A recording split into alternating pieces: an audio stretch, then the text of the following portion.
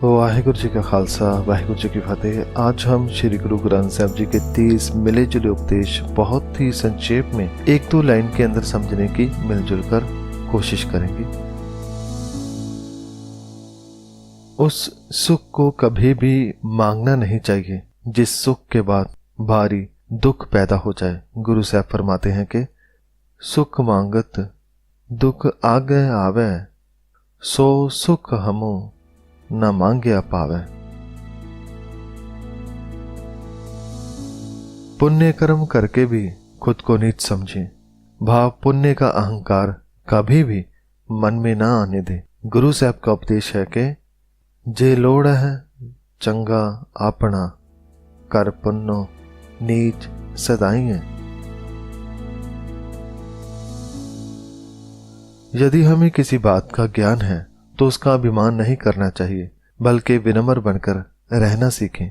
मन तू मत मान करे, जहों किछ जानदा, गुरमुख निवाणा हो। इंसान के मन में जो भी राज की बात होती है वह छुपी नहीं रह सकती, एक न एक दिन जाहिर हो ही जाती है। इसके बारे में गुरु साहब फरमाते हैं कि अंदर होए स निकले, न छपे छपाया।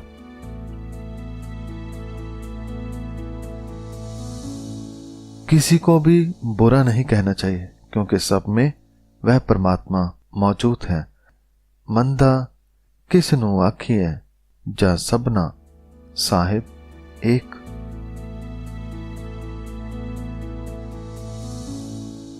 जिनके मन में झूठ हो उन्हें सच कभी भी पसंद नहीं आता, और यदि कोई उन्हें सच सुना दे तो वह सुनकर अंदर से जल जाते हैं। जैसे कि गुरु साहब फरमाते हैं कि जिना अंदर कूड़ वरतै, सच ना पावई, जे को बोले सच, कूड़ा जल जावई। बहुत दुनिया परमात्मा के भजन शब्द गीत गाती है, परंतु उद्धार उनका ही होता है जिनके मन में यह गीत भजन या शब्द बस जाते हैं। जैसे कि गुरु पातशाह फरमाते हैं कि गावन हारी गावे गीत, ते उदरे बसै जह चीत। मनुष्य अपने ही अहंकार में फंसकर दुखी होता रहता है, लेकिन ज्ञानहीन होने के कारण वह दुख का दोष दूसरों को देता है। बांधेओ आपन हौं हौं बंदा, दोष देत अगाह को अंधा। जब मन में गुरु के ज्ञान का दीप जलाया जाए तो अज्ञानता का अंधेरा दूर हो जाता है। गुरु साहब उपदेश करते हैं कि अज्ञान अंधेरा मिट गया, गुरु ज्ञान दिपायो। परमात्मा तो हमारे अंदर ही है, लेकिन मन पर अहंकार का पर्दा जो हमने कर रखा है उस कारण वह हमें दिखाई नहीं देता, जिसके बारे में गुरु साहब फरमाते हैं अंतर अलख न जाई लखिया, विच पड़दा हौमै पाई। मैं उस प्रभु का गुणगान करता हूं जो हर एक में है, हर वर्ण जाति वेश देश आदि सब में एक समान उनके मन के भीतर बसा है। इसके बारे में गुरु साहब फरमाते हैं कि सगल रूप वर्ण मन माहि, कौ नानक एक को साला।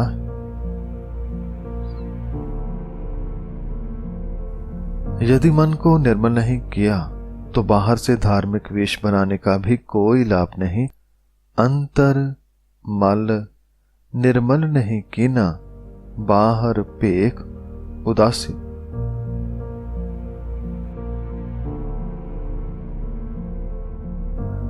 जैसे पानी में स्नान करने से तन साफ होता है, ऐसे सतगुरु के ज्ञान में स्नान करने से मन के पाप साफ होते हैं।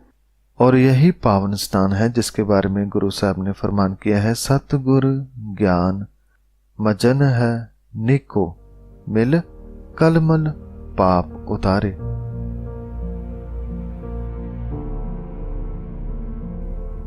ऐसा धन इकट्ठा करो जिसे कोई चुरा न सके, कोई जला न सके, कोई उड़ा न सके, और वह है परमात्मा के नाम का धन, प्रभु गुणों का धन। गुरु साहब उपदेश करते हैं, अगन ना दह पवड़ नह मगन, तस्कर नेर न आवे, राम नाम तन कर संचुनी, सो तन कत ही ना जावे।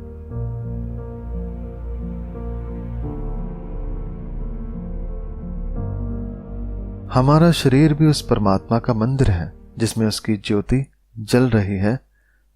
काया महल मंदिर कर हर का, जिसमें राखी जोत अपार। हिंदू हो या मुस्लिम, ऊपर से चाहे अलग अलग दिखें, लेकिन दोनों के अंदर एक ही परमात्मा की ज्योति होती है। हिंदू तुर्क दोहों में है एक है, कहे कबीर पुकारी।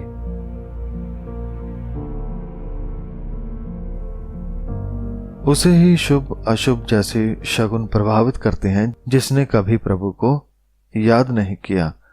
सगुन अपसगुन जिसको लगा है, जिस चीत न आवे।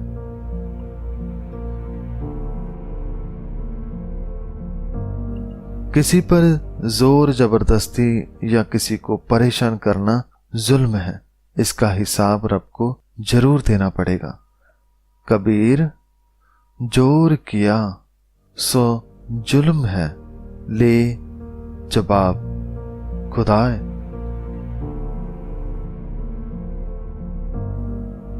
जिन्होंने हमें पाल पोस कर बड़ा किया, उस माँ बाप से लड़ना झगड़ना सबसे बड़ा पाप है। गुरु साहब फरमाते हैं, काहे पूत झगरत हों संग बाप, जिनके जने बडेरे तुम हो, तिन स्यों झगरत पाप रहो।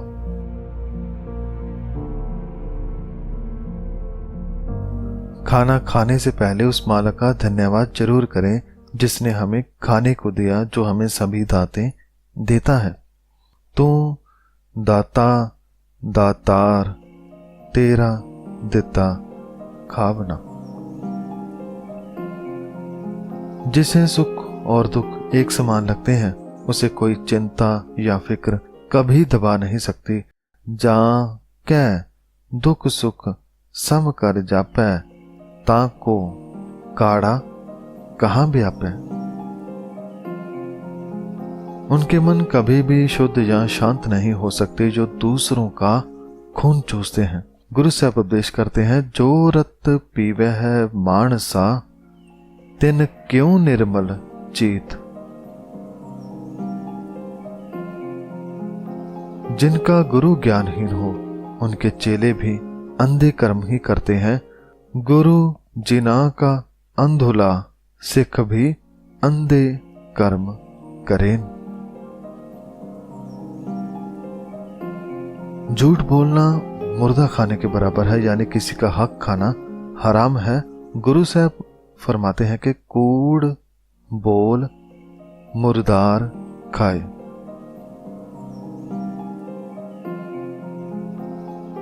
जाति का अभिमान नहीं करना चाहिए, क्योंकि हम सभी एक ही रब के पैदा किए हुए हैं, सबकी एक ही जाति है।